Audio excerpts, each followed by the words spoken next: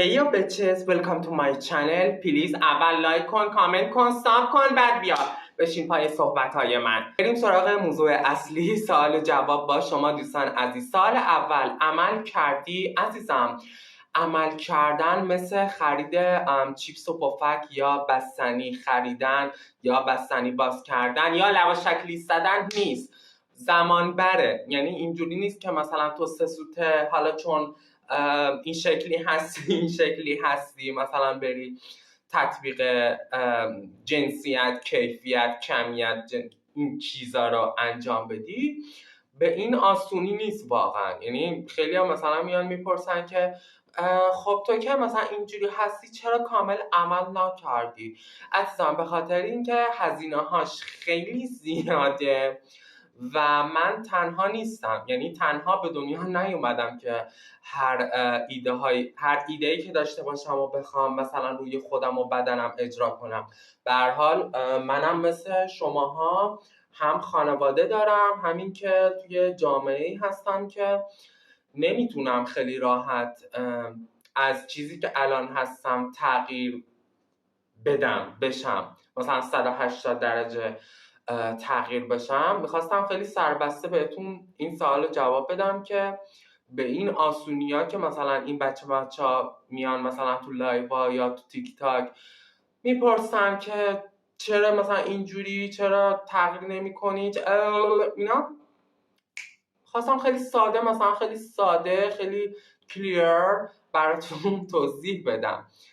توی تیک تاک خیلی مثلا میگن که وای وقتی که میگی فاکینگ نمیدونم چی اینا مشخصه که تازه رفتی کلاس زبان و اینا. فازتون. یعنی مثلا چون طرف از کلمه های و اوکی و بای و گود بای و گود لاک و گود جاب و اینا استفاده میکنه زبانش خوبه؟ نه، صرفا چون من خیلی زیاد فیلم و سریال نگاه میکنم و موزیکای مثلا آمریکایی گوش میدم، خب خیلی طبیعیه بخوام یه 4-5 تا کلمه یاد بگیرم و همیشه تو ضمیر ناخودآگاه هم باشه و خیلی زیاد استفاده کنم. اوکی گرل؟ و یاد یه چیزی افتادم، یکی نفر کامنت گذاشته بود که خواهر سعی میکند که بامزه باشد. من اصلا سعی نمیکنم چیزی باشم. چرا باید سعی کنم خودم نباشم و یکی دیگه باشم؟ مگر اینجا سیرکه؟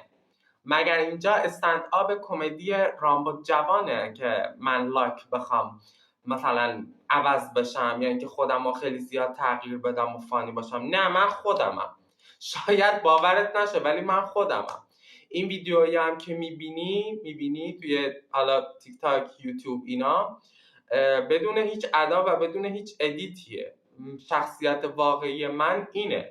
یعنی من بسیار آدم مودی هستم. ممکنه الان بلنشم یه ویدیوی خیلی خفنه مثلا افتر بیفور و مکاپ و اینا بگیرم، یا ممکنه مثلا 1 ساعت بعدش خیلی بیام پایین همینجوری بلنشم بیام جلو دوربین.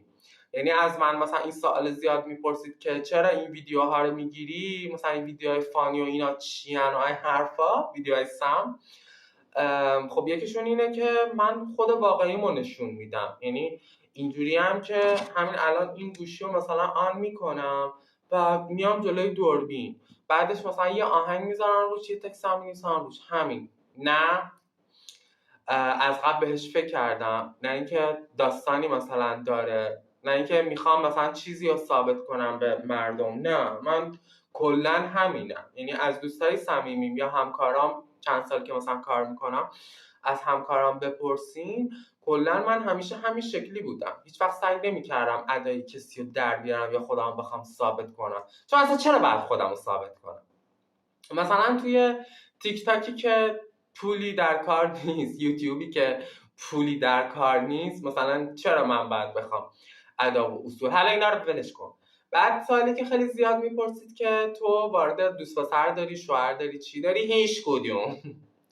در حال حاضر یاد ویدیوهای 2 سال پیشم میافتم. در حال حاضر و نمیدونم تا کی هیچ کدوم از اینا رو ندارم، به خاطر اینکه شرایط مثلا من خب فوق العاده سخته و حالا نمیخوام بحث رو داخل این ویدیو دار کنم، ولی خب من یه سری از گذشتم تروماهای خیلی حاد دارم که دائما اون قسمت دارکم فعال میشه خاموش میشه و یاد فاکین گذشتم میفته. نمیتونم دیگه خدایا، یاد گذشته گوهم میافتم. یعنی اینجوری هم که وقتی بخوام مثلا تو اصلا بگو اون یارو رو خدا فرستاده باشه، اصلا مرد میدون رستم و سهراب، پسر مثلا سهراب باشه، پسر کوروش کبیر باشه، با اصالت، با وقار، با شخصیت، من باز گارد دارم. یعنی ممکنه تا یک روز یا 2 روز اول اوکی باشم، ولی روز سوم چهارم رد میدم. خود به خود این گذشته شخمی میاد بالا، تراماها خود به خود آنلاین میشن، میان بعد یقمو میگیرن. عین دنیا جهان بخش اینجوری مثل روسری میام جلوی دوربین خفه میشم و اینجوری هم که نه. و جدا از اون خب ببین یه حقیقتیه که ممکنه خیلی از این اواوله ها و تورنس ها و ترانس برقا قبول نکنن. ببین نمیدونم حالا اینو باید آپلود کنم یا نه، ولی من خودم اینو میگم که من حتی اگرم بخوام کامل همه چی رو عوض کنم، 180 درجه عوض بشم، بازم پسرای روی کره زمینم اکثریتشون بچه میخوان که دیگه نمیتونم اینجاشو بگم، که همین یه نقص خیلی بزرگیه که فکر میکنم که مثلا از هر 100 تا پسر حداقل 99% و 1/3 یه همچین چیزی، یه همچین آیدیایی دارن که در آینده مثلا خب تشکیل خانواده به اضافه بچه، زندگی رباتوار، مایترینگز، ایلومیناتی و لایک اینجوری هم که خب من نمیتونم، من هیچ کدوم از اینا رو نمیتونم انجام بدم و شاید این آرزوی این که مثلا چون همه ماها خب ما دختر به دنیا اومدیم، خب ماها کلا درسته جسم اوکی، ولی روحی روانی و منتالی ماها دختر به دنیا آمدیم و هممون امثال من مثلا هممون آرزومون اینه که یه روزی پیراهن عروس بپوشیم، تور بندازیم تو سرمون، دست گل محمدی خوش آمدی به لایو ما، ویدیوی ما. ولاک اینجوری هم که خب آره منم دوست دارم، چرا که نه، منم دوست دارم مثلا مثل شماها باشم، عروسی بگیرم، خانواده ها بیان با اصالت با وقار اینجوری بیام قدم بزنم کوین آره اوکیه خب، ولی خب من میتونم هیچ وقت نمیشه. پس من یه آدم به شدت واقع بینی هستم.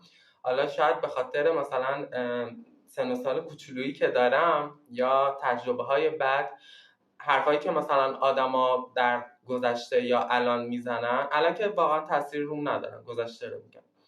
و اینجوری هم که خب آره منم دوست دارم پیراهن عروس بپوشم، بیام قر بدم، خانواده‌ام باشن، خانواده آقای داماد باشه، اون داماد خوشبخت که میخواد منو بگیره. نمیشه ولم کنید دیگه، اینقدر این سوالا رو نپرسید که چیز عروسین من چیز زهرمارنا، مگر اینکه معجزه بشه تا ببینیم چه میشود. ولی خب اینجوری که بوش میاد فعلا حتی از ارائات عادی هم خبری نیست. و اینکه خیلی هم میگن که تو که موهات فره، خب ببین الان مثلا موهامو چون این ور گذاشتم صاف شده، چرا موهات شونه نمیکشی؟ ببین کسخل این شونه، خب ببین این موهام فره دیگه، این الان شونه کشیدم، الان فرشون الان کو؟ اون احمق، اون اسکولایی که میان میگن فرش رو صاف کن، خب الان میشه بگید که فرش کو؟ الان فر موهای من کو؟ پس چرت نگید. کسی که موهاش فره خب موهاشو نمیتونه شونه کنه، به خاطر اینکه موهاش بدتر میشه. من موهام فره، وقتی که موهام اینجوری فره من دیگه چی رو شونه کنم؟ میشه به هم بگی؟ یا مثلا میگید که لباس ببین این چیزایی که مثلا خیلی زیاد آدما ازش به کار میبرن که چرا تو فقط یه لباس داری، چرا مکاپ نمی‌کنی، چرا فقط یه نمونه مکاپ داری، اینا همش بازی سوشال مدیاست. مثل این کیم کارداشیان اینا که روی مغز شما کار کردن که مثلا همیشه لباس به عوض کنید، دائما یک بار مصرف، آدمای یک بار مصرف باشید، دائما در حال مکاپ کردن باشید، نمیدونم عمل زیبایی، عمل نمیدونم ژینوپلاستی، نمیدونم چی از این کارا کنید و همش این تبلیغات سوشال مدیاست روی شماها.